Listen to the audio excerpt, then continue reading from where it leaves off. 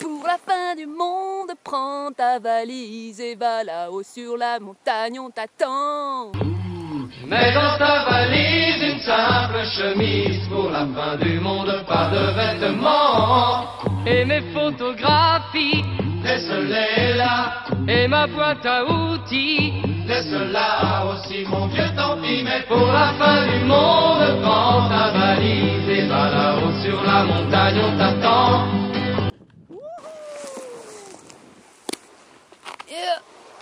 Yeah. On va fêter la rentrée. C'est bientôt la rentrée. Et c'est le moment de préparer son sac.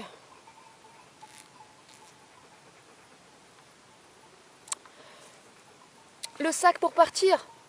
Bah ouais. Alors, moi je m'en fous, je pars, je me casse. Alors j'ai pensé à un truc, si jamais il y a des reconfinements locaux, comme apparemment ça paraît être prévu, je me dis que même avec un sac à dos de prêt, 50 grammes de sable blanc qu'on étale par terre chez soi, des petites photos sur les murs de paysages, de rêves, on pourra quand même voyager. Il y a moyen de faire quelque chose. Le but, c'est quoi? C'est de mettre une dynamique. C'est pas de se laisser happer par cette inertie, cette force d'inertie. C'est comme les vidéos des veilleurs ou de complotistes ou de lanceurs d'alerte. C'est super, mais à un moment donné, ça plombe. Cette vidéo, ça fait super longtemps que j'avais envie de la faire. Ça va être une vidéo de préparation où je vais faire la liste de tout ce qui est nécessaire pour partir. Alors soit 3 jours, soit 2 mois, soit 6 mois. Bon, que ce soit pour 2 jours ou 6 mois, c'est un peu la même chose. Donc j'ai acheté ce nouveau sac et je suis contente. La destination... Bon, la destination, c'est pas important, hein. Ce qui compte, c'est le chemin, comme on dit. Alors, c'est vrai que c'est bien d'avoir un objectif, quand même. Les principaux éléments, forcément, les chaussures. Alors, les chaussures, alors moi, j'ai celle-là. J'ai découvert les vraies chaussures de marche. Mais pendant longtemps, j'ai marché avec des baskets de trek. Et c'est bien suffisant en fait. Si l'amorti au niveau du talon est bon, il n'y a pas de problème. C'est pas obligatoire d'avoir une chaussure qui maintient la cheville. Parce que à la fois c'est un confort, c'est sûr d'avoir la cheville maintenue, mais en même temps le fait de ne pas avoir la cheville maintenue, ça fait travailler la cheville. Il y a certaines personnes qui utilisent des chaussures qui font la forme des orteils, qui épousent la forme des orteils, et qui n'ont pas du tout d'amorti au niveau du talon. Alors, ces chaussures, elles sont très intéressantes. Alors, si vous vous emmerdez dans votre vie, vous vous dites, tiens, j'aimerais essayer quelque chose de nouveau. Et aussi, si vous avez mal aux genoux, si vous avez mal aux articulations. Bien souvent, cela vient du fait que nous ne savons pas marcher. À l'origine, à compter qu'il y en ait une, non, il n'y en a pas vraiment, mais on n'est pas censé poser le talon en premier. Le problème, quand on pose le talon en premier, et c'est pour ça que je dis dans la marche, ce qui est très important, c'est d'avoir un super bon amorti au niveau du talon. Sinon, quand on porte un sac lourd, forcément, le talon, les genoux, ils vont tout prendre, et ça peut générer des douleurs. Mais à l'origine, on est censé poser les orteils en premier. Exactement comme les chevaux, quand ils marchent, ils posent le bout des pieds. Et le talon, il est derrière. Donc nous, on est foutus bizarrement, on pose le talon. Et quand on porte des chaussures qui épousent la forme des orteils, forcément, on est obligé de poser les orteils en premier. Donc toute la marche, tout le rapport à la marche est changé. Et le rapport aussi au corps et à comment on se déplace. Le sac. Bon, le sac... alors là, je pars sur un sur un principe de voyage, marche, bivouac, autonomie. Donc forcément, bah, ça veut dire tente et ça veut dire sac de couchage. Et ça veut dire nourriture. Franchement, un sac de 70 litres, c'est quand même bien. Au niveau des duvets,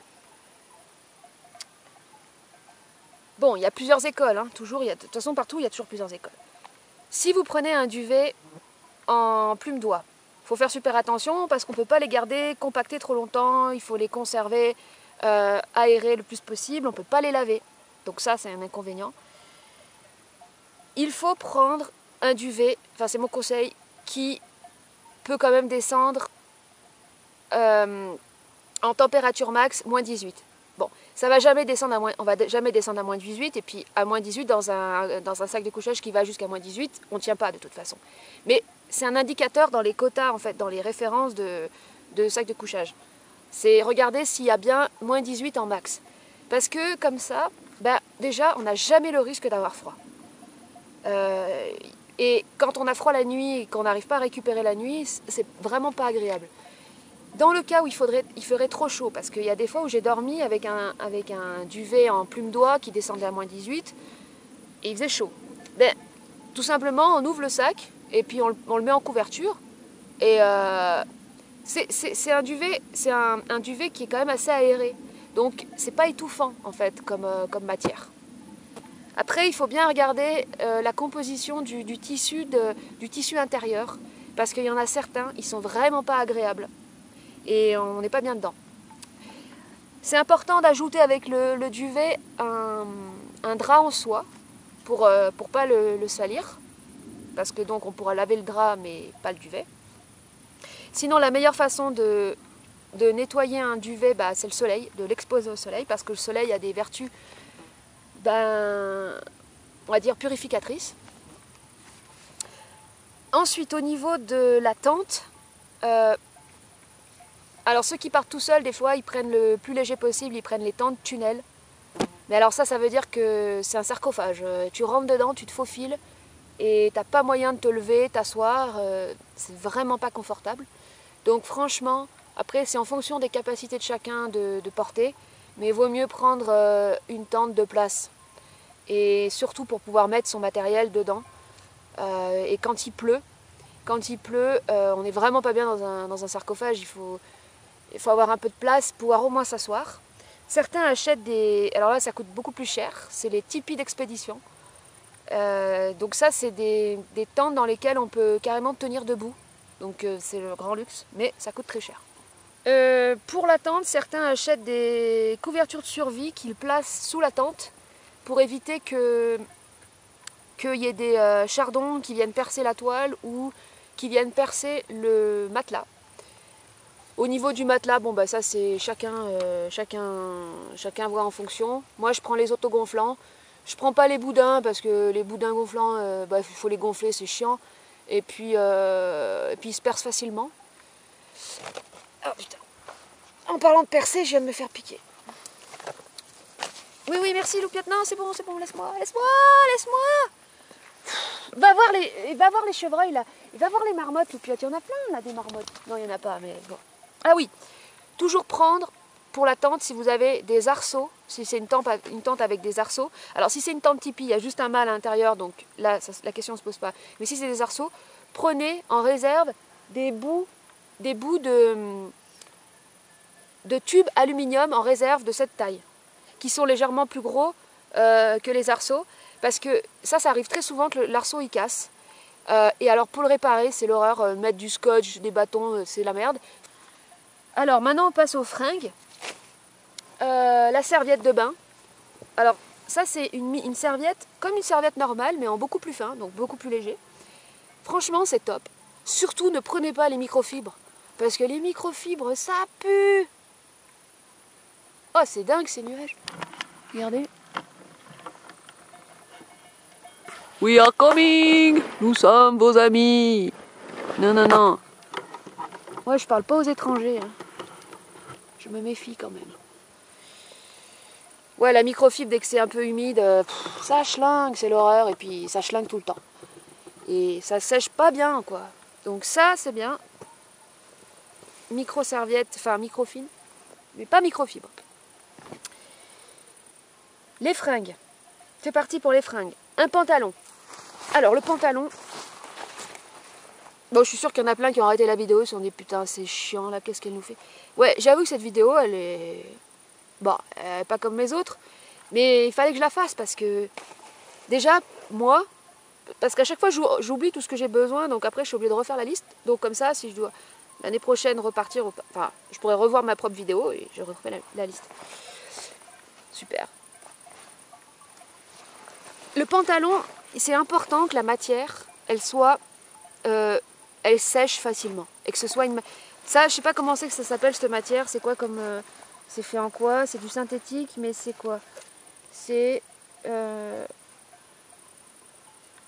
synthétique, polyester. C'est espèce de stretch synthétique là, qu'on achète dans les magasins de sport. C'est génial parce que quand vous avez un coup de flotte, de pluie, vous allez mettre votre pantalon. Et après, pour qu'il sèche facilement, si vous prenez un truc genre un slim ou un jean et tout, ça sèche jamais. Et c'est pas bon. Et ça aussi, cette matière est pas mal parce que elle est auto-nettoyante un peu. Ça, les taches, elles partent facilement. Et ça se lave facilement. Voilà. Donc un seul pantalon, bien sûr. Alors le parka. Le parka, c'est très important. Le parka. Un kawé, une espèce de kawé, un kawé parka coupe-vent, quoi, un coupe-vent. Vous le prenez un petit peu plus grand que votre taille normale. Comme ça, en cas de coup froid, vous pouvez mettre plein de couches les unes sur les autres et vous vous emballez dans votre parka, ça vous fait votre anorak avec les couches en dessous. Si c'est trop petit, vous allez être boudonné, ce ne sera pas agréable. Moi celui-là, je l'ai pris, ma taille... Ouais, je l'ai pris en large, quoi, comme ça je suis large. Ensuite, le pyjama. Le pyjama, c'est important d'avoir un pantalon léger avec un t-shirt ou autre. Des vêtements qui sont différents de ce que vous portez le jour, bien sûr. En termes d'énergie, c'est pas bon de dormir avec ses propres vêtements. Oh bah si vous dormez à poil... Bon, vous dormez à poil, quoi. La question ne se pose pas. Moi, j'aime pas dormir à poil. Donc, je prends un pyjama. Le plus léger possible, un pantalon en lin avec un t-shirt. Voilà. Au niveau des t-shirts, alors, moi, je prends des débardeurs en matière synthétique. Pareil, parce que ça sèche facilement. Et puis, comme là, c'est ouvert sous les aisselles, ça évite que ça pue la transpiration. Parce que les t-shirts, bon, ça sent vite la transpiration. Et bon, on ne peut pas trop laver...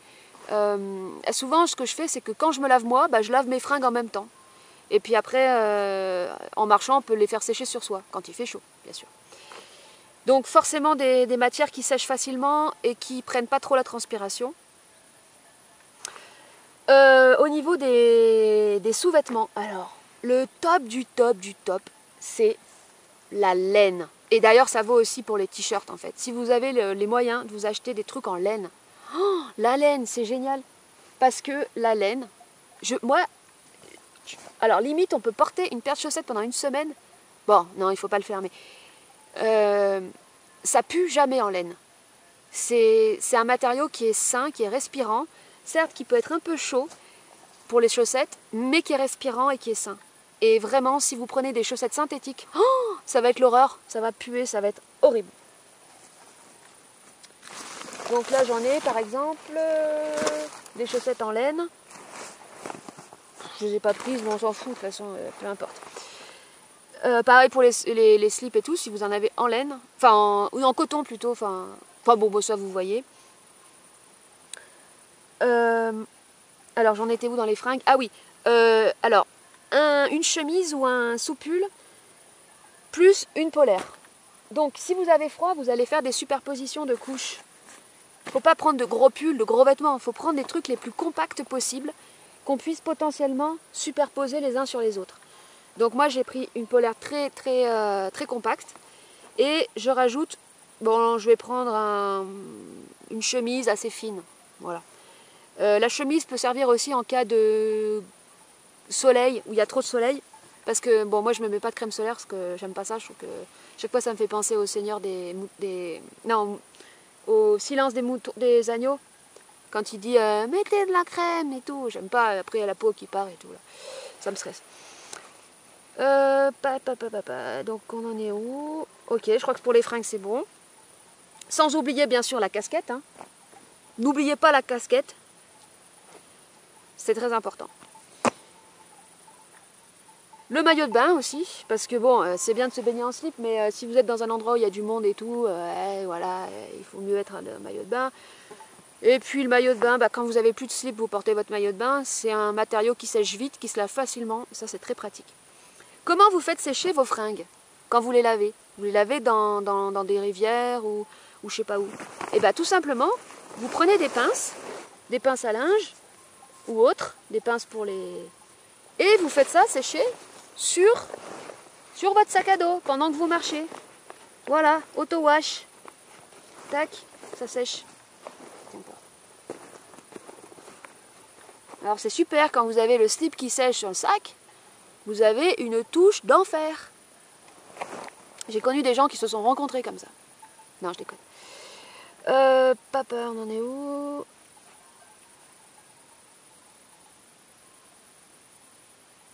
Putain, c'est le bordel. Ah oui, alors, moi j'ai un truc génial, franchement, ça je vous conseille, c'est... je me suis fabriqué une petite housse comme ça, et je mets tous mes fringues dedans. Tous mes fringues. Bon, pas trop, mais un peu, voilà, genre la serviette. Non, pas la serviette, si la serviette elle est mouillée, il vaut mieux pas la mettre dedans. Et je ferme, je tasse comme ça, et qu'est-ce que ça fait? Ça fait un oreiller.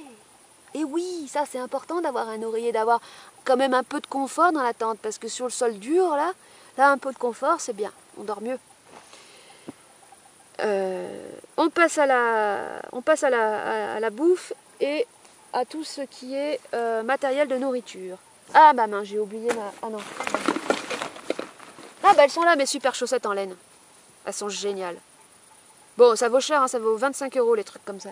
Mais franchement, vous le regrettez pas parce que déjà au niveau de la pérennité du produit, elles ne s'abîment pas.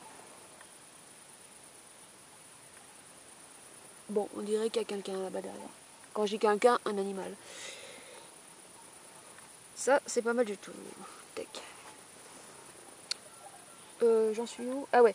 Alors, la popote. Alors, la popote, alors, au niveau pour faire le feu, bon, pareil, il y a plusieurs écoles. Ceux qui prennent le réchaud à gaz, le fameux réchaud à gaz. Mais quand il y a du vent, c'est chiant. Donc là, j'ai pris un truc spécial pour coupe-vent. Quand vous n'avez plus de gaz, il faut la remplacer. Il y a certaines popotes qui ont le gaz et la popote intégrée. Donc pas de problème de vent et c'est tout intégré. Par contre, il n'y a pas la possibilité d'avoir une poêle, d'avoir quelque chose de plus gros pour se faire frire des trucs. Moi, j'aime bien faire un peu de friture, donc j'aime pas ça. J'ai pris une popote classique. Le top du top, c'est de les acheter en titane, mais ça vaut super cher. Donc là, sinon, prenez pas de l'aluminium pur. Ça, c'est les premiers prix, c'est aluminium pur parce que souvent, c'est de l'aluminium de merde et c'est pas bon, quoi. Alors, prenez au mieux en Tefal. Après, vous vous en servez 2 mois. Après, bon, c'est foutu, vous la changez, quoi. Voilà. Bon, celle-là, elle n'est pas terrible parce qu'elle est super lourde, elle n'est pas du tout... Bon. Il y a tout dedans, normalement. Les assiettes, les couverts, il y a le couvercle. Moi, j'avais la poêle intégrée, mais je l'ai enlevée parce que ça faisait trop lourd et je pense que ça tient, ça suffit, ça juste ça. Si je veux me faire frire un œuf, je le fais dans le fond de la casserole. Bon, après, si vous êtes deux, vous pouvez vous répartir les poids, mais marcher à deux, c'est particulier. Il faut pouvoir très bien s'entendre avec l'autre. Ça ne marche pas toujours. La fameuse tasse, toujours avoir sa tasse. Ah, les puristes, ils attachent leur tasse sur le sac avec le petit mousqueton, ça fait classe. Et alors là, c'est le top le luxe du luxe. Le verre à pied. Mais celui-là, je ne vais pas le prendre, c'est quand même too much, il est trop lourd. Pour se faire un petit verre de vin comme ça, au coucher de soleil. Bon, ça peut être appréciable, il faut voir. Au niveau de la bouffe, ah oui, toujours avoir son opinel. L'opinel. Le mieux, c'est d'un couteau suisse. Et après, je rajouterai à la fin tous les trucs en plus qu'il faut rajouter.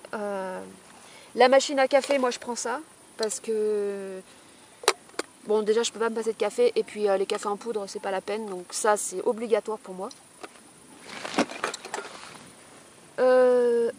Au niveau de la gourde, franchement les bouteilles d'eau c'est mieux parce que, enfin, quoique ça, il y en a certains qui prennent les poches avec le tube là, mais ça finit toujours par fuir, ça se perce et c'est l'horreur après dans le sac et tout. Donc soit une gourde la plus légère possible, ou carrément des bouteilles d'eau sur le côté du sac, facile à prendre. Et quand elles sont finies, bah, vous les changez. Voilà. Au niveau de la bouffe, j'ai des petits... Alors prendre des... Bon, bah ça vous organisez comme vous voulez. Le mieux c'est de prendre... tout ce qui est saucisson, pâté. Moi à la base je suis pas du tout pâté, mais quand je marche, j'adore manger du pâté. Voilà, pensez à tout ce qui est le plus énergétique possible et le plus dense, facile à cuire. Le riz, il faut oublier parce que c'est trop la galère de cuire du riz. Il y a les lentilles corail qui sont super faciles à cuire et qui passent très bien. Et les flocons d'avoine, après il y a plein d'autres choses autres que les pâtes. Et la charcuterie, bon bah, sauf pour les véganes bien sûr.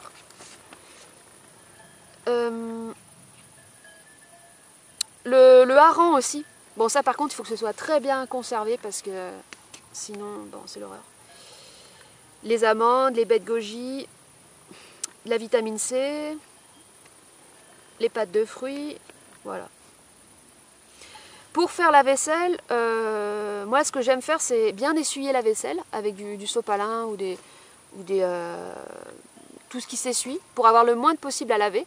Et si vous faites du feu, vous pouvez utiliser les cendres. Ouais, parce qu'après, vous pouvez toujours faire du feu discrètement. Maintenant, la trousse de toilette et la mercerie. Alors voilà, toujours avoir des aiguilles et du fil à coudre. Ça peut servir pour plein de choses. Pour coudre des trucs, mais aussi pour les ampoules. Bon, après, il faut regarder sur des tutos comment on fait pour percer une ampoule, parce que c'est quand même un peu technique. Et puis, il faut bien désinfecter. Une pince à épiler pour enlever les échardes ou tout ce qui peut être... rentrer dans la peau. Une pince à tique, très important. Au niveau des huiles essentielles, bon, moi je les oublie tout le temps. Je prends de la lavande en fait. Avec la lavande, je fais tout, je désinfecte. Il y en a qui prennent du tea tree aussi. Bon, ça c'est à vous de voir qu'est-ce qui est le mieux pour vous. Le savon pour se laver, bien sûr, il faut prendre un savon le plus naturel possible pour pouvoir se laver dans les rivières. Alors, j'ai découvert il n'y a pas très longtemps le savon d'Alep à 60% de laurier. C'est très important, le pourcentage de laurier. C'est extraordinaire ce savon, extraordinaire. Mais alors, le savon de laurier d'Alep, ça purifie la peau. Moi, j'avais des problèmes de peau, des boutons là sur le front, c'est tout parti. Ça enlève, enfin c'est magique. Pour d'ailleurs tous les types de problèmes, ça régule la peau. Donc si vous avez la peau trop grasse ou la peau trop sèche, ça va vous la réguler. C'est vraiment magique. Et puis bah, du coup, prenez-en un bio. Avec ça, vous pouvez vous laver dans les rivières. Vous pouvez aussi normalement laver vos cheveux avec. Ça fait tout. Prendre aussi une boîte pour mettre le savon dedans. Ça c'est important. Pour pas que ça s'émiette. Des compresses stériles, c'est toujours important d'en avoir. Bon, après, des doubles pots, du sparadrap, coupe-ongles. Après, vos produits de soins de beauté, comme vous avez l'habitude de prendre. Au niveau... Voilà, maintenant on arrive aux trucs en plus. Alors, tous les trucs en plus, c'est parti. Ce qui est très important, c'est de gérer gérer l'étanchéité de tout. Ah oui, je fais une petite parenthèse. Ne prenez pas des capes pour faire la pluie, pour protéger de la pluie. Parce que les capes, dès qu'il y a un coup de vent, ça s'envole, on se le prend dans la tronche et on ne voit plus rien, c'est l'horreur. Il vaut mieux prendre un parka. Le sac, il faut qu'il ait un emballage imperméabilisant. Il faut lui mettre une housse, parce que sinon dès qu'il pleut après c'est l'horreur. Et à l'intérieur même, c'est encore le mieux d'avoir des sacs étanches comme ça. Vous en prenez de différentes couleurs. Et dans les différents sacs, vous mettez vos différents trucs. Une fois que c'est dedans, une fois que ces trucs ils sont dedans, vous le roulez comme ça. Et hop, vous fermez. Et ça c'est nickel. Comme ça, vous sortez, chaque couleur correspond à un truc. Ça c'est la bouffe, ça c'est les fringues et machin. Et vous y retrouvez dans votre sac. C'est très important d'avoir de l'organisation dans son sac. Sinon c'est dès qu'on cherche un truc, après il faut tout sortir. Et là, on peut sortir les trucs par thématique. Et c'est vachement bien. Donc là, j'ai dans ce sac tous les trucs en plus que j'ai pas cités. Donc bien être à jour avec ses assurances, assurance civile, assurance médicale et tout, parce que c'est important. Pensez à prendre des boules caisses. Un petit carnet avec un stylo, on a toujours besoin d'écrire. Le machin. Toujours avoir un marqueur avec soi. Au cas où vous devriez faire du stop. C'est important. La recharge pour le téléphone.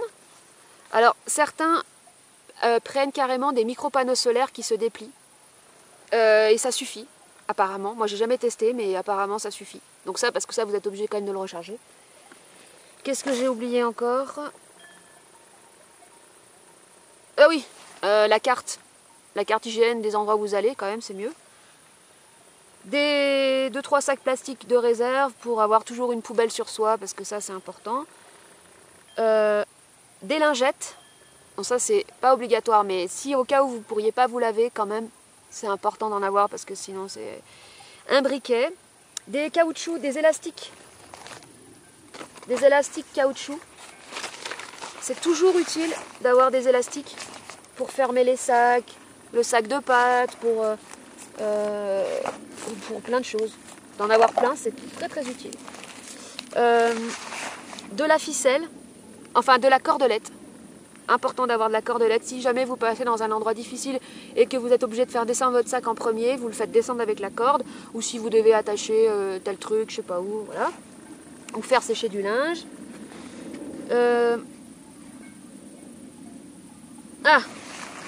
Moi j'ai mis du Paolo Santo. Le Paolo Santo, c'est un encens naturel de bois. Et ça peut être utile des fois pour se mettre en harmonie dans un lieu ou pour purifier un endroit ou si vous vous sentez pas très bien, ça peut aider.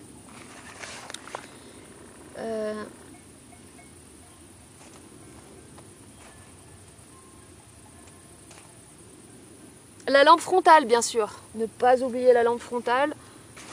Sinon, c'est la merde. Bah voilà. J'ai fait le tour.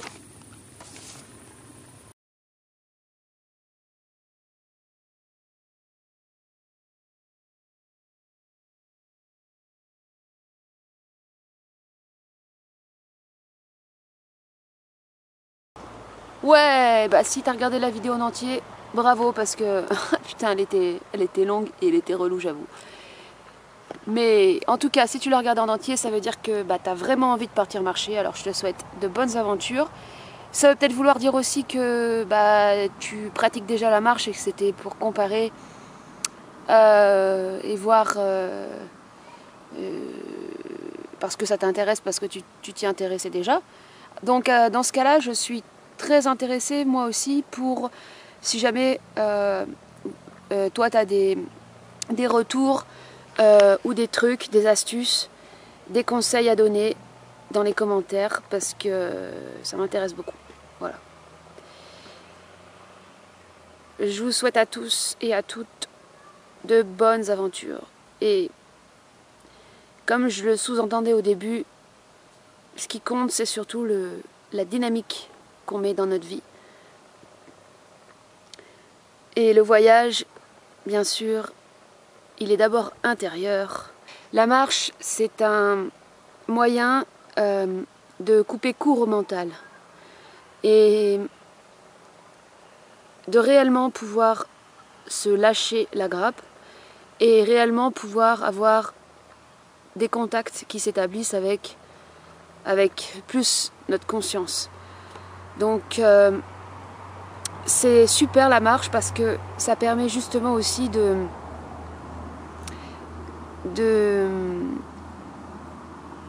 d'assouvir notre éternel besoin de réponse et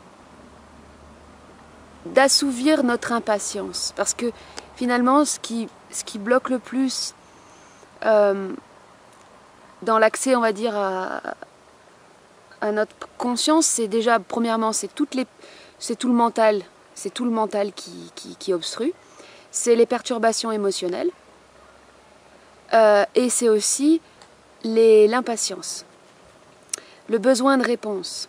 Ce qui fait que, comme on a cette impatience et cet éternel besoin de réponse, on va se tourner vers soit des gens qu'on juge plus éveillés que nous, ou des lanceurs d'alerte, ou plein de gens qui vont nous délivrer des réponses ou des vérités. Mais pour autant, ce ne sera pas satisfaisant parce que ça ne viendra pas de nous. Et pour que ça vienne de nous, justement, il faut pouvoir calmer cette impatience. Et je me parle d'abord à moi-même parce que c'est un gros problème que j'ai, mais le truc, c'est que j'en ai conscience. Voilà, à la prochaine.